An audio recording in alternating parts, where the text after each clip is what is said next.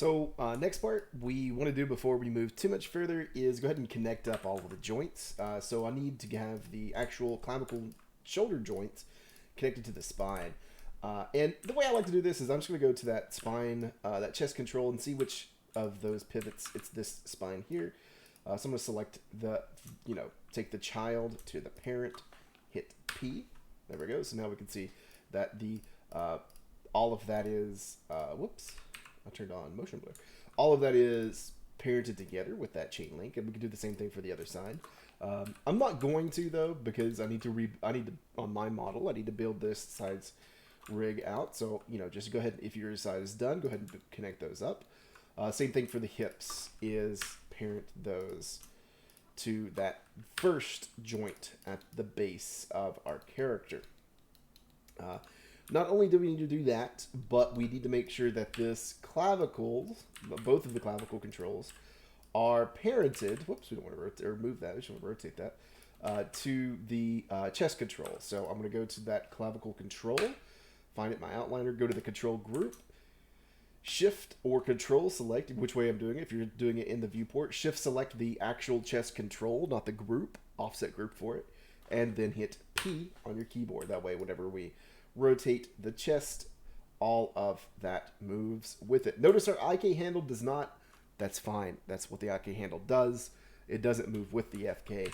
It plants itself wherever it wants to be in world space and stays there. Yeah, so that is the connection there. We don't want to parent anything from our feet to our hips, though.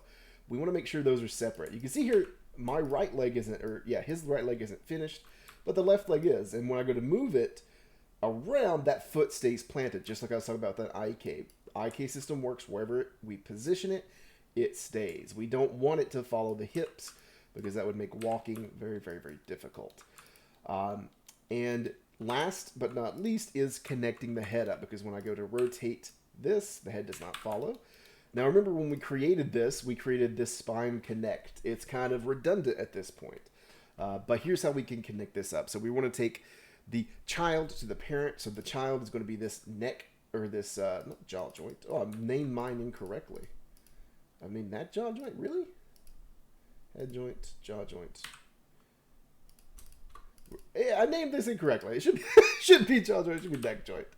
There we go. That's funny. So we're taking that neck joint down to not this, but the last chain in our spine.